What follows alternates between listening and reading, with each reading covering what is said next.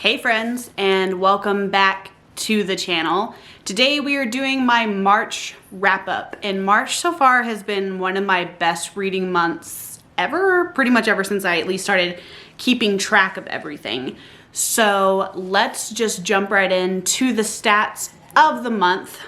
And so this month we read 7 books, which is great, with an average rating of a 4.14.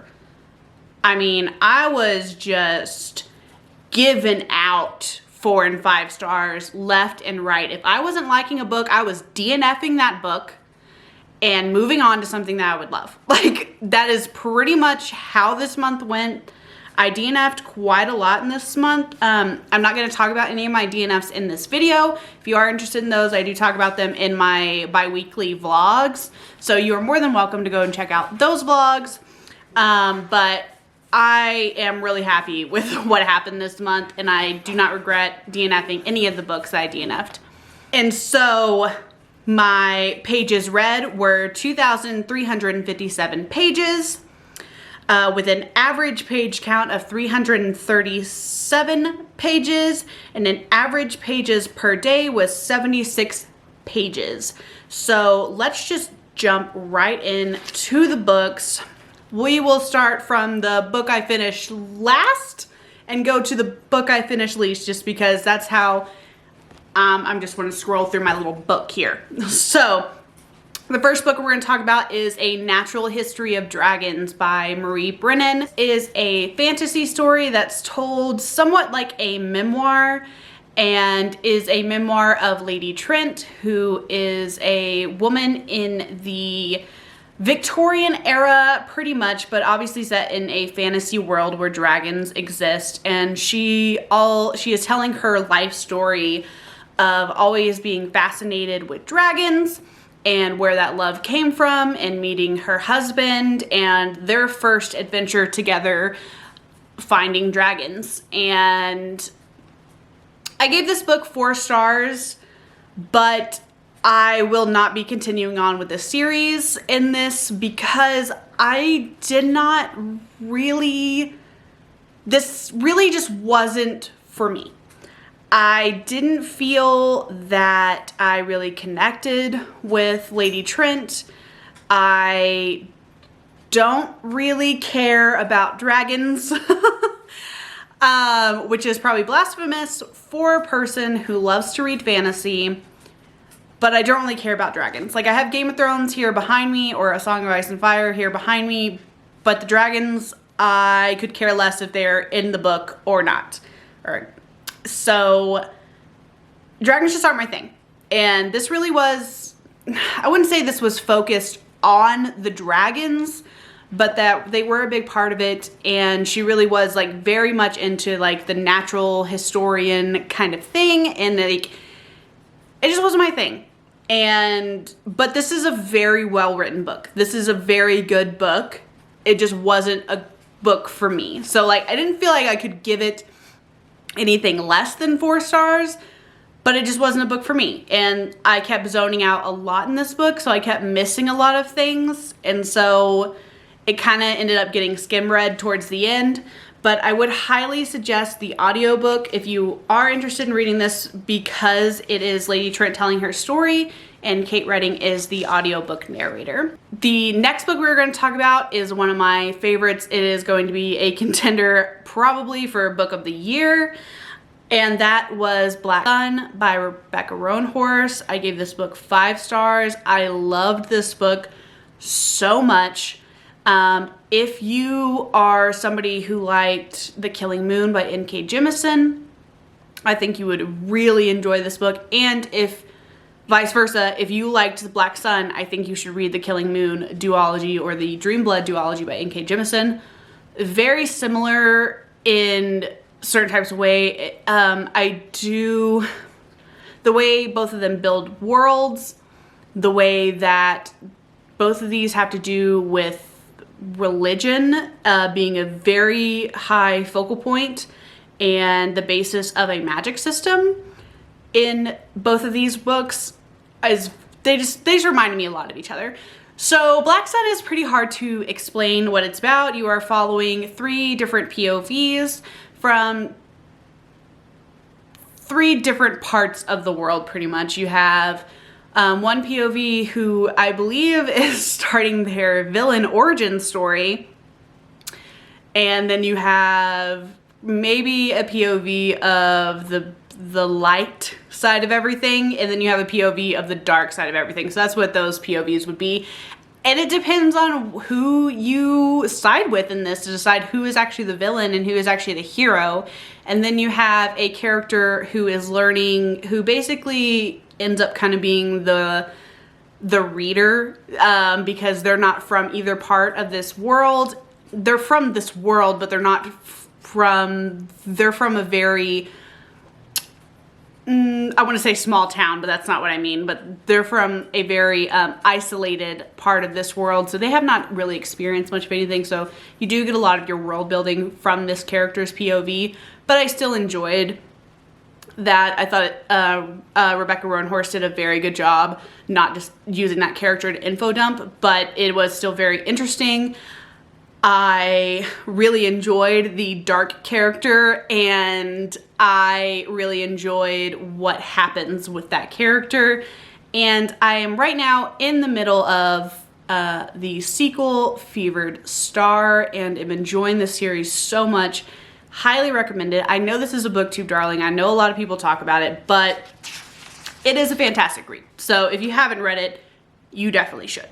The next book I need to talk about is Veronica Ruiz Breaks the Bank. This is a novella within the Finley Donovan series, following Vero, who's like Finley's sidekick pretty much within the main series. This is a story before Finley and Vero met. Vero gets a job working as a custodian of a bank, but that's not the job she really wanted when she started working at the bank. She wanted to be a teller or working in finance. So she finds out that money is being stolen from the bank, and she wants to prove who is doing it, because she knows it's one of the tellers, so that if she can prove who's doing it, she can take their job. And so basically it's kind of a mystery story trying to figure out who is stealing the money from the bank, and it's pretty funny. I like Vero so much as a character, so if you like the Finley Donovan series and you like Vero, I think this would be a very good book to read. I do have the next book in this series on my shelves waiting for me to read it, but I am waiting for the audiobook to come in from the library because I do enjoy the audiobooks of these series so much. I gave Veronica Ruiz 4 stars. I really enjoyed this. I thought it was a light fun, and if you're looking for a short, sweet read and you are caught up to date with the Finley Donovan series, I think this would be a great thing to go to. Now we are at my book of the month, for sure, and that is Part of Your World by Abby Jimenez. Is that who wrote this book? Maybe? Oh God, I can't remember, and I didn't write it down. Who wrote the book?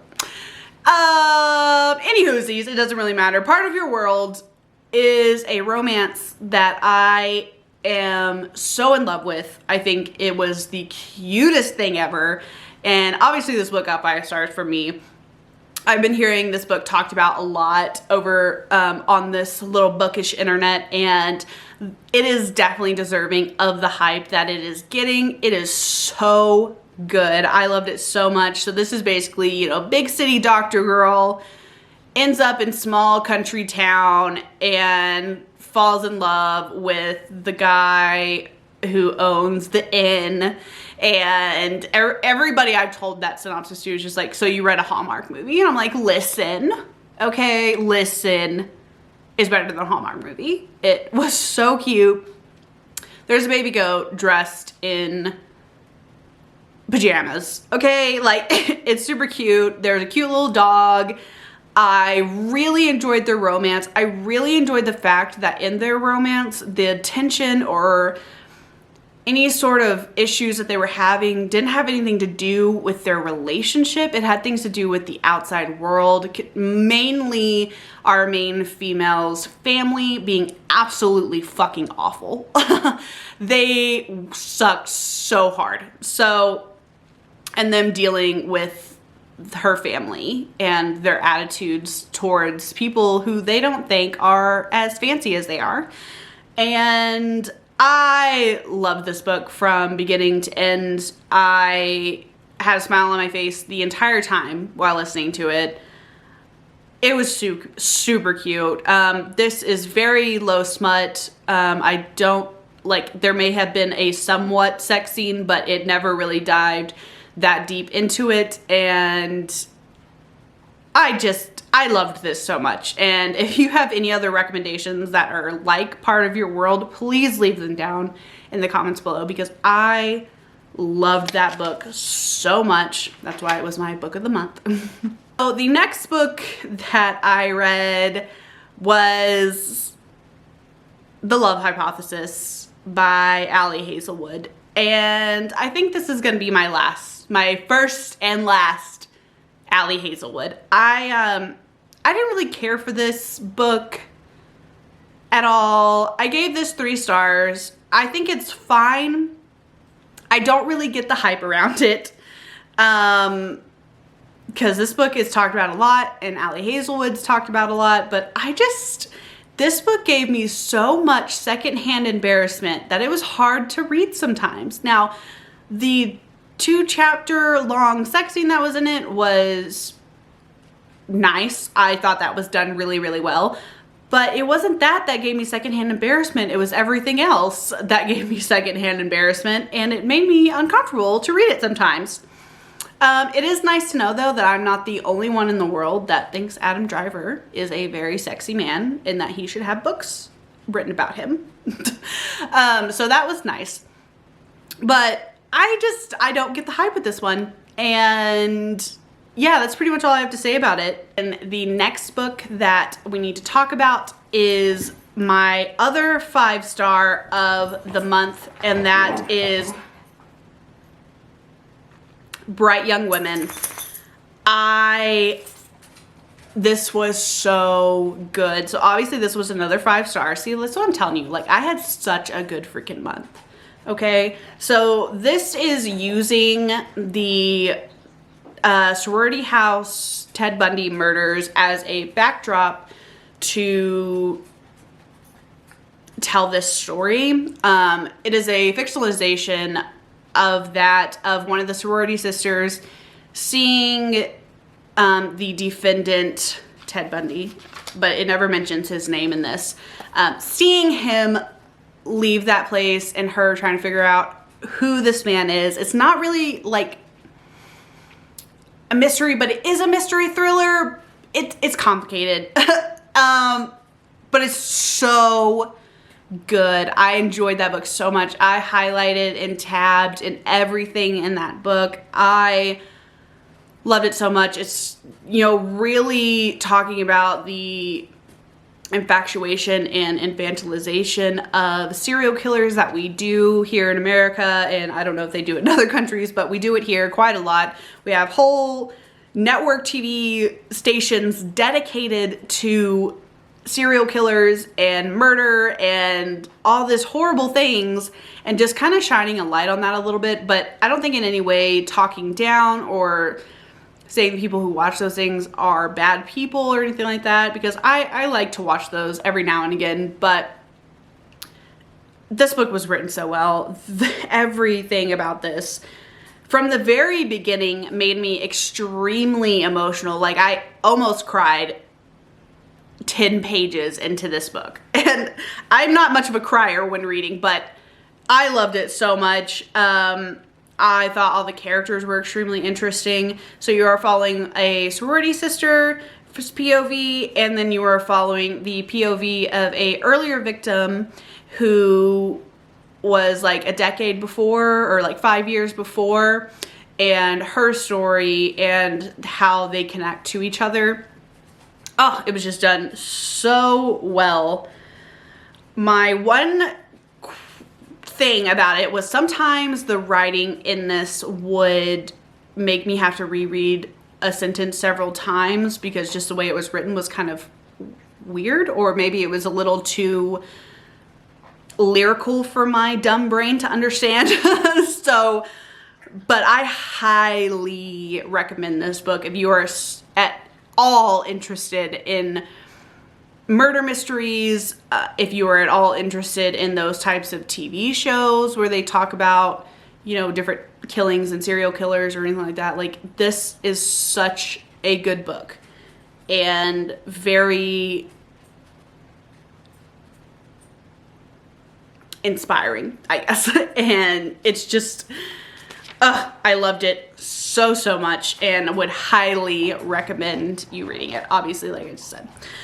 And the last book we need to talk about is Dial A for Aunties. I gave this 3 stars. This was just, it was fun. It was a fun read. I had some issue at the beginning with kind of how the characters were being named, but pretty much after that, it was a fun time. I found the ants in this to be extremely funny and a lot of fun, and I think this is a good time if you are at all interested in kind of a cozy mystery type of story. This is about our main character who is set up on a blind date by her mom, and during that date, her date starts to get a little too handsy. She tases him and he dies. And so her and her aunties have to try to cover up this murder so nobody finds out, while also trying to put on a ginormous wedding. The wedding part was probably the coolest part of this, and the aunties, because the wedding was a traditional Indonesian wedding, and I found that extremely fascinating to learn a lot more about, because I don't know anything about Indonesian weddings or how long they last. I mean, they seem like they last the entire day, and there's all these little traditions that they do. I thought that was really cool to learn about, and a lot of fun, and made me laugh the whole time I'm reading it. It was a fun read. If you are needing some just lightheartedness, I highly suggest Dial A for Aunties. I don't think I'm going to continue on with that series, but I did think it was a very good time. I did read all of these books for Realmathon. I was with Team Time, and all of the points that I put to it, I did as positive points. So hopefully Team Time wins this month or whatever, wins this month's or year's thing of Realmathon. I thought that was a lot of fun, and I'm so glad I read a lot of 5-star reads, because that was obviously a lot of points towards the team. But if you, in the comments below, if you want to leave a little sun emoji to let me know you were here, or just leave me a comment letting me know what your favorite books of the month were, if you've read any of these books, if you like them. And while you're down there, remember to like and subscribe, and we'll talk soon. Bye.